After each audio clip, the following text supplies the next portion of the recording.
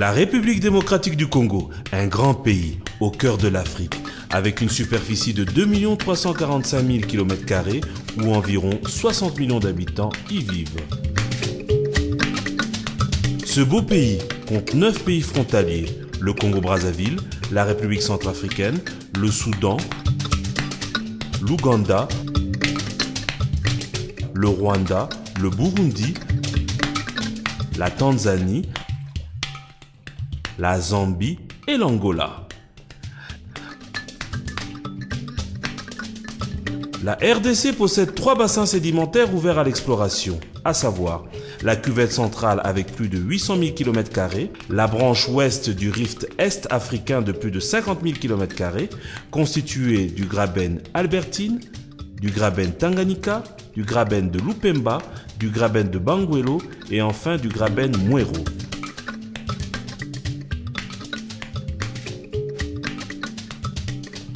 Le dernier bassin sédimentaire est celui du bassin côtier avec plus de 6 000 km². Retenons que la nature du brut de la RDC est moyennement lourde. Son API varie entre 26 et 32 degrés. L'exploration demeure l'étape importante dans la découverte des gisements pétrolifères. Et c'est le cas de Surestream, une entreprise créée depuis le 2 février 2006, après l'approbation par le président de la République du contrat de partage de production sur le bassin côtier où ils détiennent 3 blocs, Yema, Matama-Makanzi et Ndunda dans la province du Bas-Congo. Les études sismiques sont en exécution et laisseront place à l'exploitation. L'exploitation pourra arriver vers 2010, vers fin 2010, parce qu'il y a beaucoup à faire en ce qui concerne la logistique, le rig qu'on doit importer pour le forage. Mais il y a ce qu'on appelle le pré-forage, le forage d'exploration, qu'on pourra commencer peut-être vers début 2010. Au plus tard, 2011, je crois qu'on pourra commencer la production. L'entreprise Surestream contribue aussi à l'amélioration des conditions de vie des populations vivant autour de leur bloc. En ce qui concerne les dépenses contractuelles, il y a également ce qu'on appelle l'intervention sociale. Donc nous avons 3 blocs. Nous versons par bloc 100 000 $ pour la communauté locale qui nous reçoit sur son sol.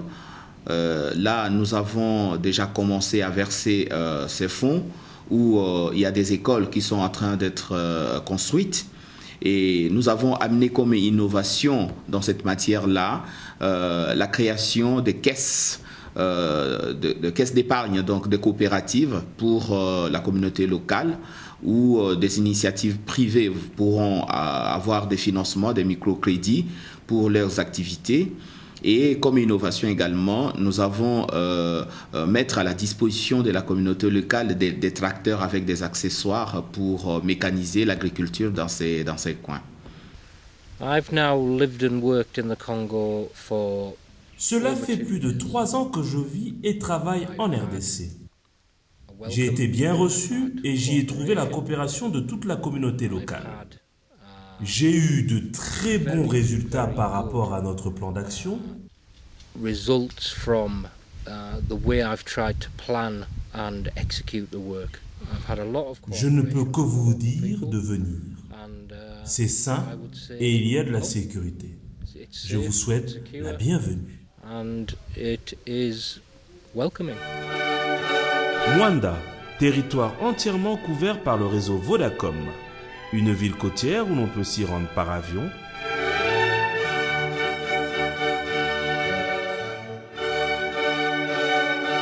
Par route en empruntant la nationale numéro 1 ou par la mer. Et c'est dans ce paradis qu'a décidé de s'implanter depuis 2000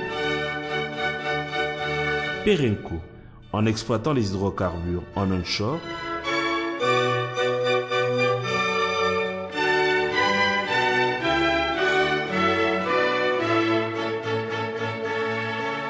et en offshore à travers la société Mioc.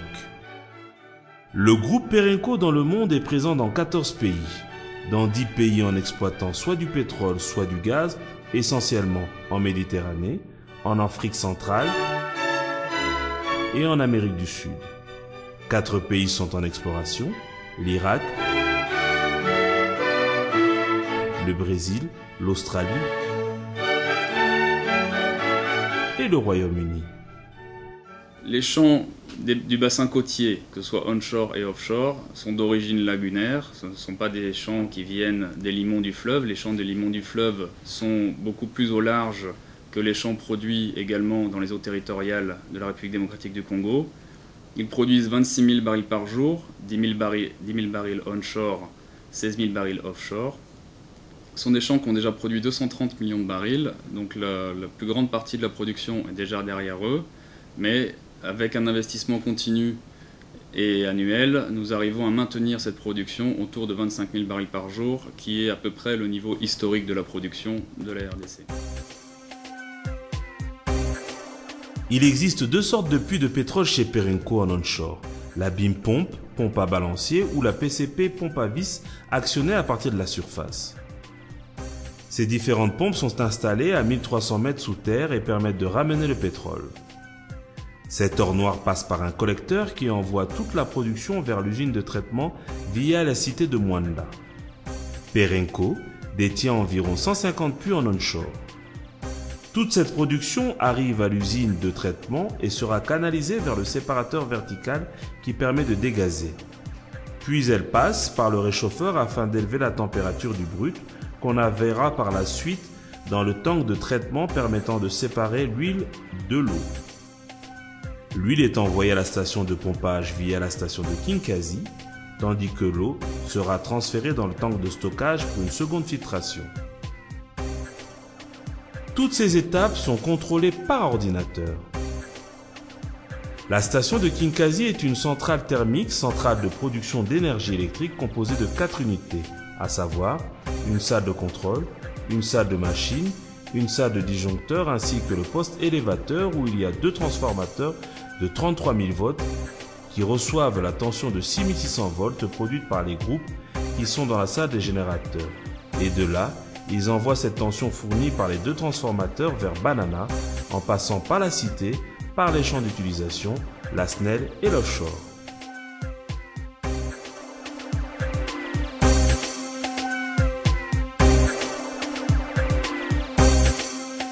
Retenons que la production onshore est envoyée à partir de Kinkazi en offshore.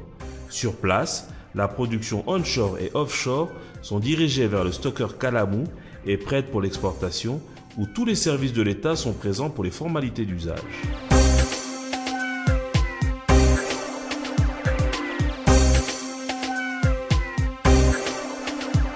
Pour le développement des communautés de base, Perenco s'occupe notamment de l'entretien des routes de desserte agricole, mais aussi à l'éducation par la construction d'écoles à la grande satisfaction de la jeunesse des villages environnants.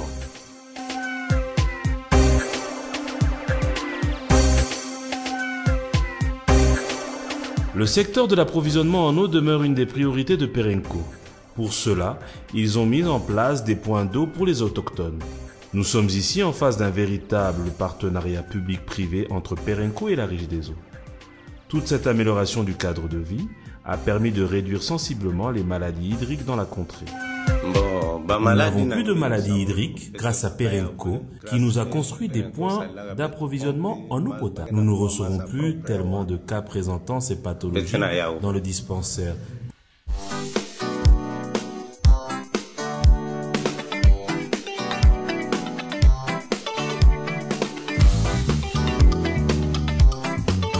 Avec le gaz provenant de la production du pétrole, Perenco installe des générateurs qui permettent l'électrification des villages pour le bonheur des populations.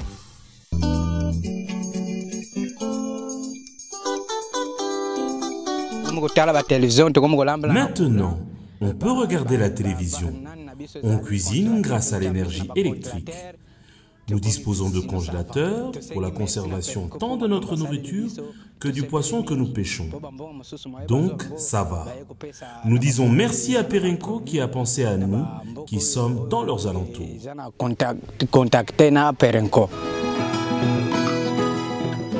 Concernant la conservation de l'environnement, Perenco récupère les déchets ménagers de la ville de Mwanda et procède à leur incinération. Il en est de même pour les terres souillées dans le cadre de l'exploitation des hydrocarbures.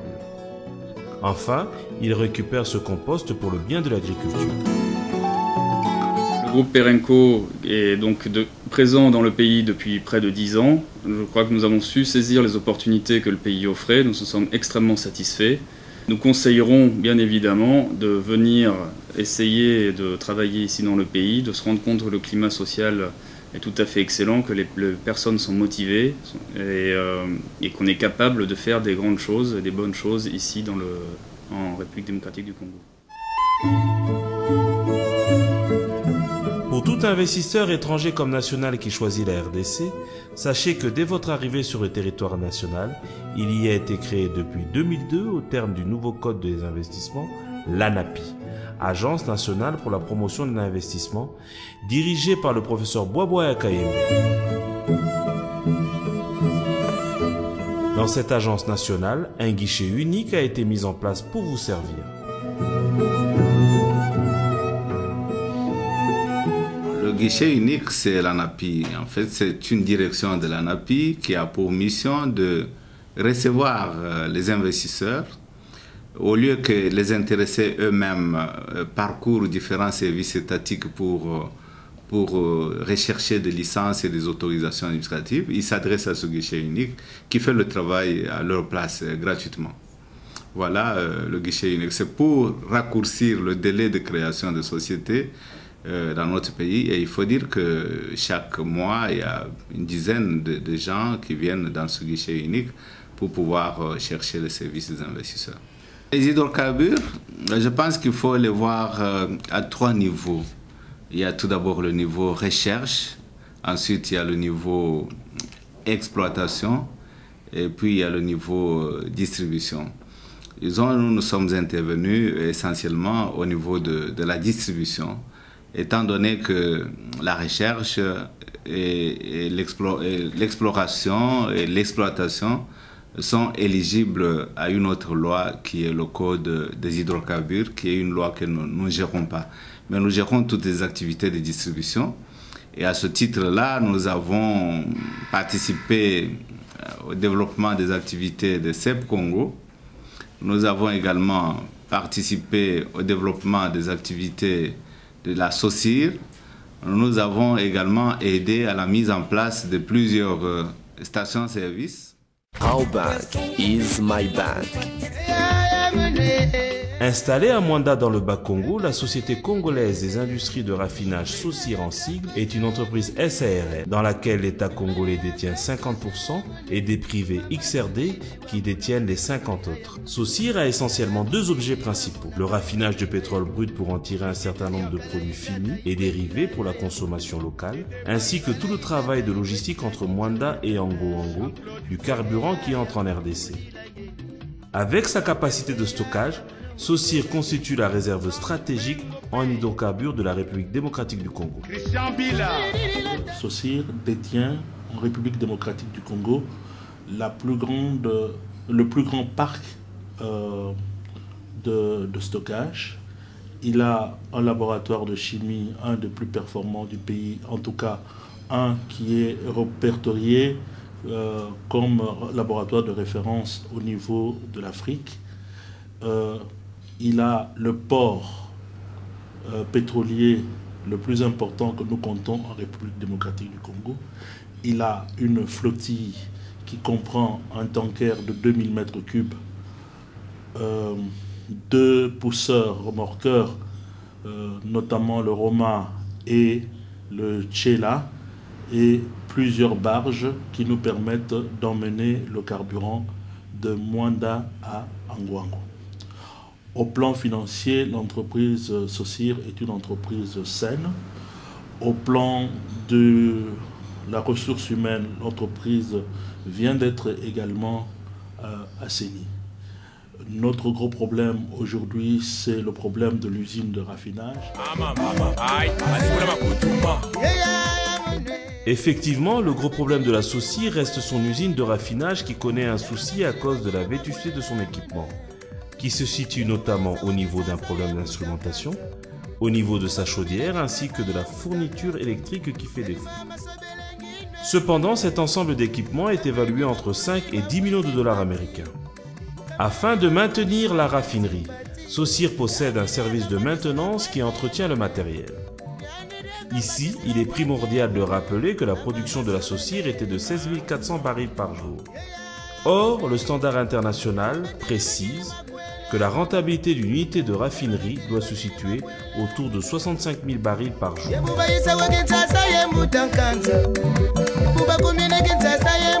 Les relations sont au beau fixe. Elles sont là depuis 40 ans déjà. Donc il n'y a pas de commentaire à faire. C'est un mariage d'intérêt pour chaque partenaire.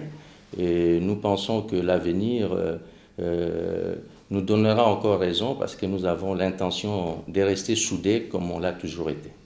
Nous avons beaucoup de projets pour la Saucire. Comme vous le savez, la Saucire assure le stockage de produits pétroliers, mais également le transport de ces produits entre Banana et Ango, où ils sont injectés dans le pipeline vers Kinshasa, la zone de consommation la plus importante de la République du Congo. Et donc dans ces cadres, nous continuerons à apporter notre assistance, non seulement l'assistance technique, mais financière, qui permettra de renforcer les capacités logistiques de la Saucire, tant au point de vue stockage que transport. La base d'Ango est l'un des plus grands dépôts de CEP Congo en RDC où on applique la tolérance zéro quant aux consignes de sécurité telles que les déplacements dans les installations, l'utilisation de téléphones portables et tant d'autres interdits puisqu'on se retrouve dans une atmosphère explosive. Les produits manipulés avec beaucoup de précautions à Ango arrivent par barge et par tanker provenant de la Saucire où les produits sont partiellement ou totalement déchargés par les tankers. Les barges ou tankers sont reçus au ponton flottant. Les produits finis manipulés à Ango sont l'essence automobile, le jet A1, le gazole, le fuel oil, les huiles de base qui servent à la fabrication des lubrifiants. Le respect des normes de qualité chez CEP est de rigueur. Voilà pourquoi toute cargaison avant même d'être déchargée est analysée au laboratoire afin de procéder à des tests d'acceptabilité des produits.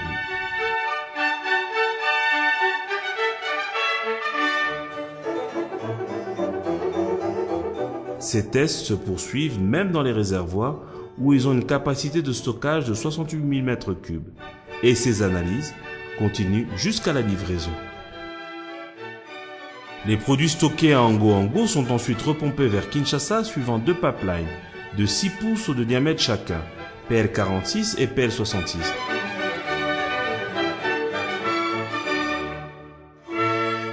Mais aussi par les wagons citernes pour le fuel. Des expéditions sont aussi faites par barge. CEP Congo joue son rôle en RDC en approvisionnant tout le pays via 3 voies d'importation.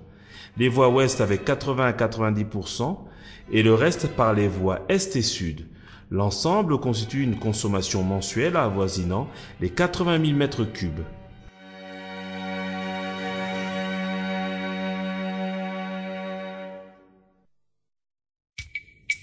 La distribution des produits pétroliers est assurée non seulement par des multinationales, mais aussi par des nationaux qui ont pignon sur rue. LBB Oil en est un exemple. Créé depuis 11 ans en RDC par M. Lubamba Tambwe, qui est aussi président national du groupement national des sociétés pétrolières privées. Avant de faire son entrée dans le domaine des hydrocarbures, il fut directeur technique et directeur de la planification et recherche-développement au sein de la minière de Bakwanga. Actuellement, LBB Oil dispose de stations-service à Kinshasa, Kabinda, Bujimaï et Lubumbashi. En 1997, j'ai eu la chance de venir ici à Kinshasa où je pus penser qu'il fallait effectivement que j'aille faire le pétrole. Donc ce domaine pétrole, c'est un domaine prestigieux, de plus que les mines. Étant donné que je suis expérimenté là-dedans, je me suis dit, je dois effectivement œuvrer dans ce domaine du pétrole, qui est un domaine un peu négligé, abandonné par des Congolais. Vous savez, nous avons aujourd'hui plusieurs sociétés qui sont des fournisseurs dans notre pays. Nous avons les Glencore, nous avons Adax, nous avons Transfigura, nous avons tant d'autres sociétés. Et ils envoient effectivement leur carburant à CEP. Et nous achetons le carburant sous douane. Le carburant qui se trouve déjà aux entrepôts CEP. Et c'est ainsi qu'à partir de là, nous payons les factures, nous payons enfin de ce carburant par l'entremise de la banque et eux nous envoient le pote à CEP. Et par conséquent, avec ces potes, nous dédouanons nos produits et nous approvisionnons effectivement dans nos stations. Grâce au président Joseph Kabila Kabange, qui a tout fait pour qu'il y ait la paix à l'est du pays et dans tout l'ensemble de notre République, je souhaiterais que les investisseurs puissent venir dans notre pays et qu'ils se donnent dans ce domaine qui est prestigieux, étant donné que c'est un domaine d'avenir, de plus que les mines. Sachez que si vous souhaitez investir dans le domaine des hydrocarbures en RDC, le décret-loi numéro 245 du 9 août 1999 du président de la République a créé la Congolaise des hydrocarbures, qui est la seule entreprise nationale pétrolière intégrée. Elle est présente dans toute la chaîne pétrolière de l'amont à l'aval. En venant investir en RDC dans les hydrocarbures, il est important de savoir quel est le régime fiscal en vigueur dans le secteur. Les entreprises du secteur des hydrocarbures sont soumises au régime conventionnel. Et ce qui veut dire que les éléments de ce régime fiscal sont négociés.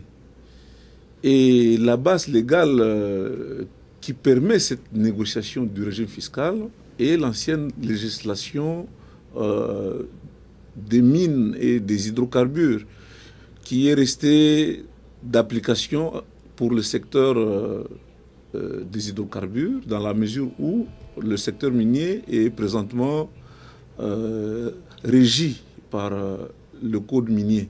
Le code minier, lui, qui donne donc de manière précise et exacte tous les prélèvements auxquels sont assujettis donc, les entreprises de ce secteur. Mais dans le secteur des hydrocarbures, le régime est négocié. Et là, la négociation se fait donc dans le cadre conventionnel. Donc, dans notre pays, il existe deux générations donc, de conventions. Il y a les conventions de première génération qui ont été signées en 1969, qui restent donc d'application pour un certain nombre d'entreprises. Mais il y a les conventions de deuxième génération que l'on appelle dans le jargon du métier aujourd'hui contrat de partage de production. Donc les obligations ou le régime fiscal auxquels les entreprises du secteur sont soumises est négocié dans le cadre de la négociation ou de l'élaboration des contrats de partage de production.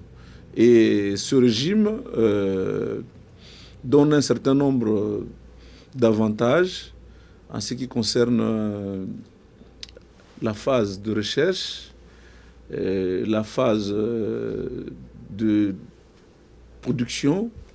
Et évidemment, ce régime ne concerne pas la phase de distribution.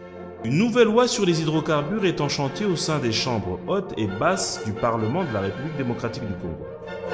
Le Sénat vient d'adopter une proposition de loi qui passe en deuxième lecture au niveau de l'Assemblée nationale. Nous avons tenu compte de tous ces aspects. Vous avez l'aspect exploration, vous avez l'aspect exploitation et vous avez l'aspect commercial, c'est-à-dire les services. Je dirais ceci aux investisseurs de ne pas hésiter. De venir parce que la loi sera beaucoup plus attrayante.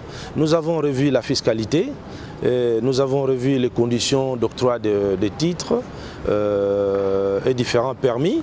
Dès la rentrée, je crois que nous avons adapté notre loi en regardant un peu ce qui s'est fait ailleurs. Donc la loi sur les hydrocarbures sera identique, si pas la même, que dans d'autres pays producteurs de pétrole. Pour cela, tous peuvent venir et ils trouveront les conditions requises et bien adaptées selon leurs besoins. De nombreux investisseurs arrivent en RDC et s'intéressent au secteur des hydrocarbures. Parmi eux, citons Madame Andrea Brown, directeur général de Divine Inspiration Group et Sakoi Congo, un groupe sud-africain. The Divine Inspiration Group and Sakoil are a consortium of companies from South Africa. Divine Inspiration Group et Sakoil est un consortium d'entreprises sud-africaines venues s'implanter au Congo pour contribuer au développement des communautés proches des projets où nous sommes. Nous souhaitons investir près de 200 millions de dollars dans les années à venir, principalement pour développer des exploitations de pétrole, et sommes intéressés par la création d'une raffinerie de pétrole au Congo pour des produits destinés à l'exportation. Production, we'll be looking at a mini refinery in Congo as well as export strategies. The blocks that Divine Inspiration Group and Sakoil are have already signed contracts on. La compagnie s'intéresse aux blocs 1 et 3 dans les Graben-Albertine, potentiellement riches et proches de la frontière ougandaise, et c'est très intéressant pour les investisseurs sud-africains. Oil discoveries in blocks that are adjacent to our blocks. We have done preliminary research. We've undertaken an evaluation of the prospective barrels of oil in the area. And we believe it has extreme potential and is of great interest to South African investors. In addition to Block 1 and 3 Graben-Albertine, we are also involved in... En plus de Bloc 1 et 3 du Graben-Albertine, nous songeons également à exploiter les blocs 8, 23, 24 de la cuvette centrale, ainsi que la région proche de la ville de Kinshasa, qui demande des études plus approfondies, et nous y songeons vraiment dans un avenir proche. Require considerable work, less obvious oil exploration going on right now, but we believe that there's exciting potential there as well. Ewabora Airways est la première compagnie aérienne en République démocratique du Congo qui vous emmène sur les destinations suivantes. Mbandaka, Gemena, Kisangani, Goma, Kananga, Mbuji-Mayi, Lubumbashi, Kolwezi, Johannesburg, Brazzaville, Douala, Yaoundé. Et depuis peu, ils ont repris les destinations de Bruxelles et Paris. Pourtant, la RDC demeure dans la liste noire de l'Union européenne. Donc ici, il faut bien comprendre, ce n'est pas Ewabora qui figurait, c'était la République démocratique du Congo qui était blacklistée. Et le fait qu'elle était blacklistée, maintenant, tout le monde... Le fait qu'elle était blacklistée, toutes ces compagnies automatiquement héritaient de ce défaut.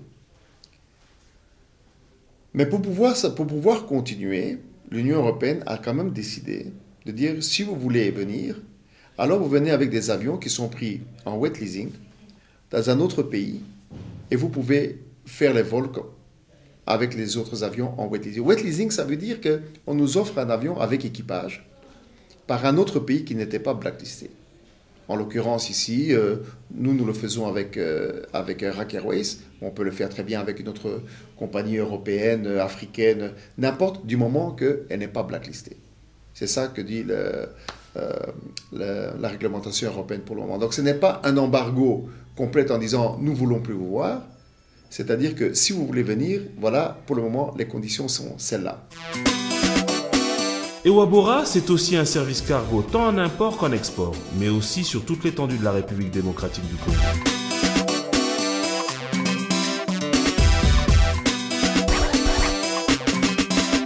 Bienvenue sur les lignes d'Ewabora Airways, le numéro 1 au Congo. Le gaz est souvent associé à l'exploitation de production pétrolière. On le retrouve dans le bassin côtier de la côte atlantique. Il est à 70% brûlé à la torche, Cependant, une petite partie est utilisée pour les besoins en électricité. Toutefois, le potentiel qui attire est celui du lac Kivu qui a été découpé en 6 blocs du côté congolais et 5 blocs du côté rwandais. D'ici l'horizon 2015, la demande de la région en énergie pourra atteindre 1000 MW. Les experts pensent que 700 MW devraient venir du lac Kivu, dont 350 du côté rwandais et 350 autres du côté congolais. Le lac Kivu, nous devons retenir qu'il a fait l'objet d'une production gazière avant l'indépendance et la station de production avait été déplacée après l'indépendance vers le Rwanda, qui était encore sous le joug colonial belge, et qu'aujourd'hui c'est la partie rwandaise qui a une station qui produit du gaz et pour une production d'électricité d'environ 4 MW. Il faudra dire aux investisseurs aujourd'hui que le gaz méthane est très intéressant dans la mesure où pour la production de 4 MW, vous dépensez à peine quelque chose comme 15 millions de dollars.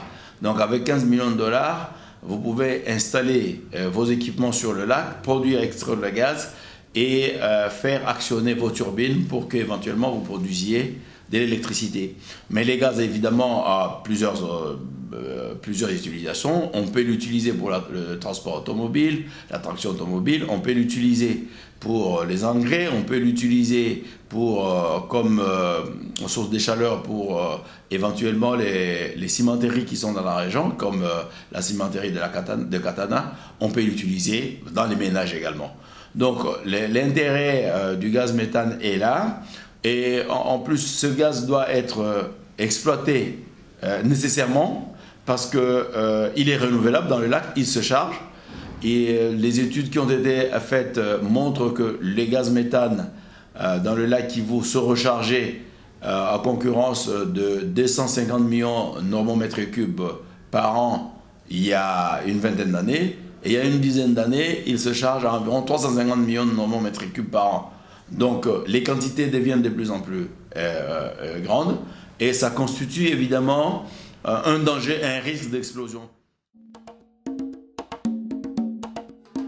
British Cars and Parts Limited SPRL est un transitaire officiel en République démocratique du Congo.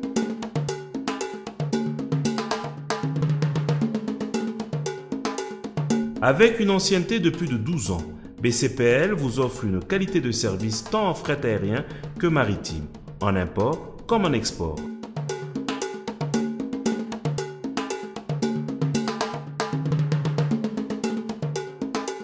Des professionnels du métier sont à votre service et assurent toutes vos démarches administratives.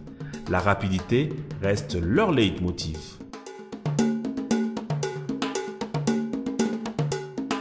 La nouvelle technologie consiste en ce que nous sommes vraiment connectés au guichet unique. Nous utilisons les logiciels Syntel, l'antenne Microcom, donc on travaille très rapidement. On fait la saisie. Derrière moi, il y a d'ailleurs la machine qui nous connecte avec l'OFIDA. Je peux faire la saisie ici sur place. Et dans 2 jours, la marchandise est livrée au client sans vraiment beaucoup de difficultés. Présent sur toute l'étendue de la RDC, mais aussi dans le monde entier via ses correspondants, BCPL reste votre partenaire en assurant toute votre logistique, en amont comme en aval.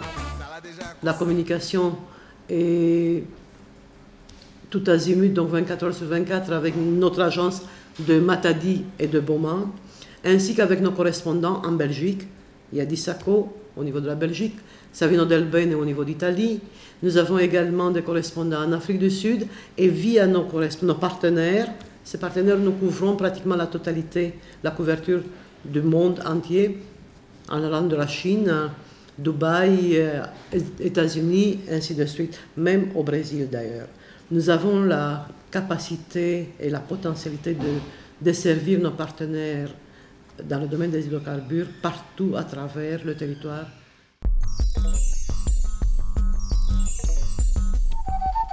Depuis mars 2002, la RDC a mis en place une stratégie pour la croissance et la réduction de la pauvreté.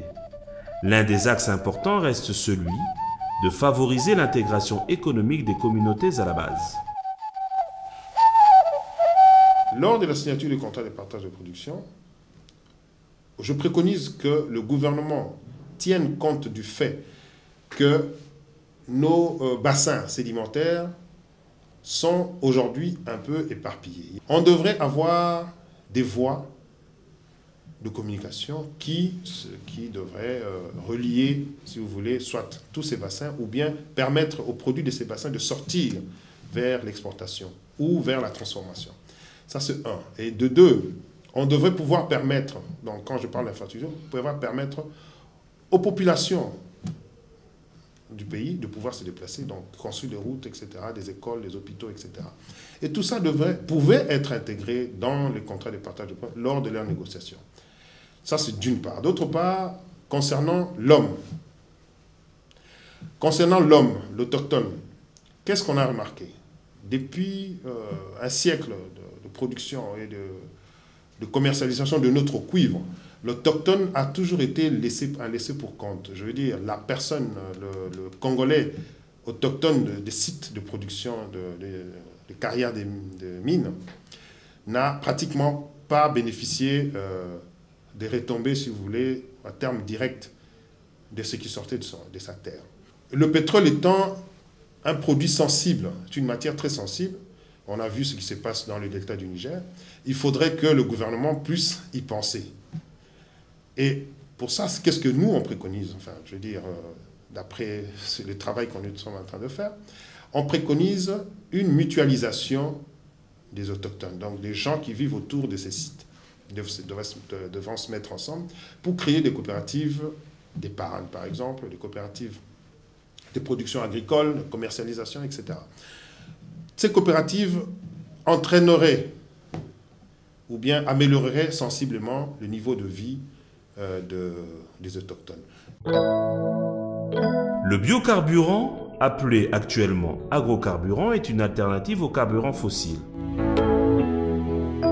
Tiré des plantes oléagineuses, le jatropha permet de produire du biodiesel. Nous sommes orientés vers une plante qu'on appelle le jatropha, avec comme avantage de cette plante qu'elle a beaucoup de vertus, en plus du biocarburant, parce que cette graine, une fois triturée, vous permet d'avoir de l'huile. Et cette huile, lorsqu'on analyse, est proche du diesel. Bon, cette plante n'est pas alimentaire, puisqu'elle a un produit toxique. Cette plante aussi avait comme avantage d'être utilisée comme plante anti-érosive, donc lutter contre certains endroits, nous en avons beaucoup aussi de l'érosion. Cette plante aussi a des vertus médicinales. À la longue aujourd'hui, avec la vertu au niveau de cette huile, on a découvert, donc elle peut être utilisée comme biocarburant, d'autant plus que notre pays possède beaucoup de terres, et des terres aussi, l'avantage avec le jatropha, c'est que c'est une plante qui peut être utilisée non seulement dans les terres fertiles, mais beaucoup plus dans les terres marginales, et laisser les bonnes terres pour les cultures. Donc, ayant une variété de terres assez importante, et il y a une grande population qui est tout à fait rurale, donc là également, dans les milieux ruraux, nous pouvons produire ce carburant à moindre coût, en grande quantité. Et ça peut être une alternative assez importante pour notre pays dans surtout l'utilisation de l'énergie dans les milieux ruraux. En direction des investisseurs privés, c'est vrai que l'agriculture n'a jamais attiré l'attention de beaucoup d'investisseurs privés. Mais aujourd'hui, tout le monde sait ce que représentent les carburants aujourd'hui. Il y a des pays, prenons les pays du Golfe, avec ce qu'ils ont pu gagner avec leur pétrole. Je crois qu'en dehors des pétroles que nous avons, nous, ici, dans nos réserves, en fait, que ce soit au large de l'océan Atlantique et ailleurs, nous pouvons faire participer nos paysans à cette aventure. Et les pays ne pourront que s'enrichir. Pas seulement que les pays, mais eux-mêmes, en fait, par cette activité, peuvent devenir les équivalents des émirs qui parcourent le monde aujourd'hui. À Kinshasa, des Congolais se mobilisent pour trouver une alternative aux différents carburants. Cette dernière permet aussi la conservation de l'écosystème en réduisant les gaz à effet de serre. À cet effet, il a été créé le Centre de recherche technologique et environnementale. L'énergie renouvelable peut être aussi l'alternative à cette énergie traditionnelle que nous connaissons. Et je présume qu'en cas de déplacement, ils peuvent avoir besoin de l'énergie. Au lieu d'utiliser cette même énergie donc, que vous connaissez traditionnellement, le carburant, ils peuvent utiliser les panneaux solaires, les batteries rechargées pour alimenter tous leurs besoins. Et même en eau potable, même en frigo, même en la lumière, c'est qui est la moindre des choses, quoi. Nous pensons que nos stations peuvent utiliser aussi cette énergie renouvelable pour alimenter leurs pompes au cas où il y a un problème de l'énergie, parce qu'ils ont de l'espace au-dessus de leur station où on peut mettre des panneaux solaires de 1 à 5 kVA permettant de tourner leur machine en 220 volts. Ce beau pays, la RDC, offre donc de nombreuses opportunités d'investissement dans le secteur des hydrocarbures. Suivons M. Lambert Mende Omalanga, ministre de la Communication et Médias. Porte-parole du gouvernement de la République démocratique du Congo.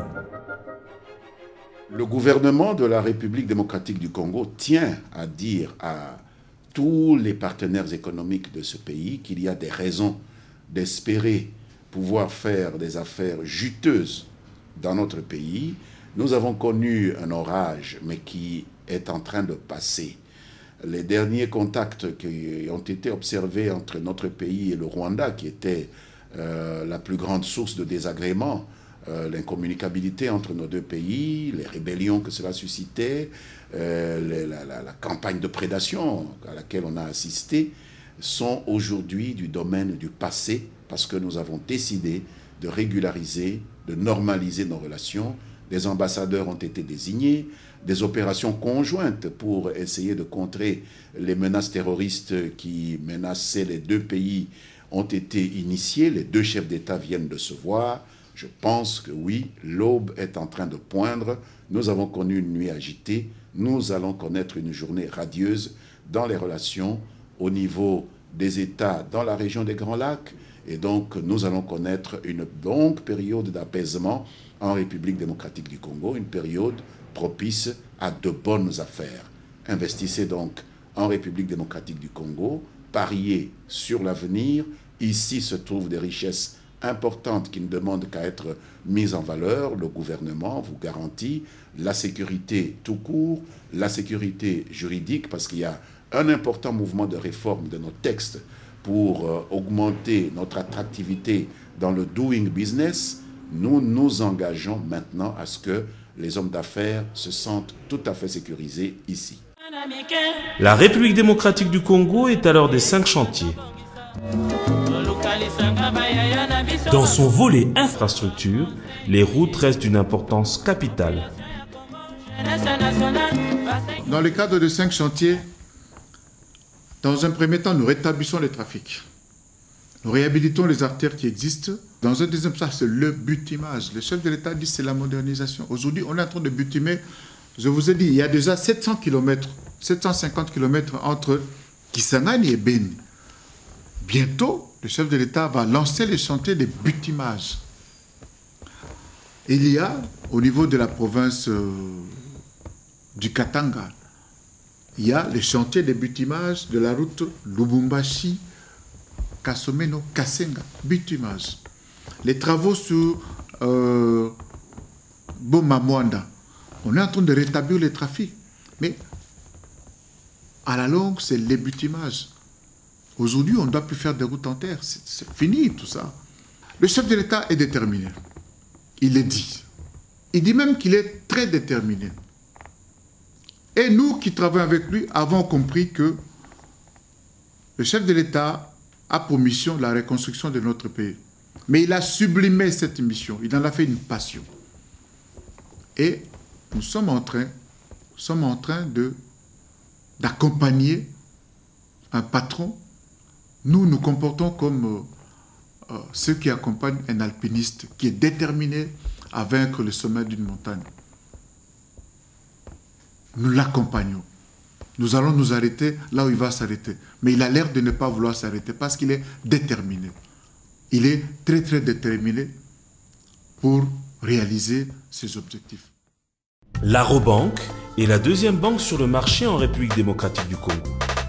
Pionnière dans la monétique, la Robank détient un réseau d'agences dans le pays, notamment à Kinshasa, Kisangani, Lubumbashi, Likasi, Fungourme, Kolwezi et à Matadi dans le chef-lieu de la province du Bas-Congo.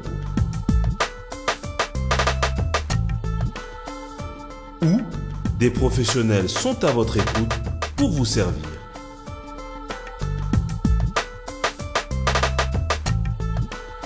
Une fois de plus, la Robank se rapproche de ses clients en ouvrant une agence à Mwanda. Leur objectif sur 5 ans reste celui d'ouvrir 50 agences en RDC. Flexibilité, solvabilité, rapidité dans nos affaires. Is my best. Rapidos, Academia, fidélité, ça. Is my best. Vodacom, leader dans le monde cellulaire.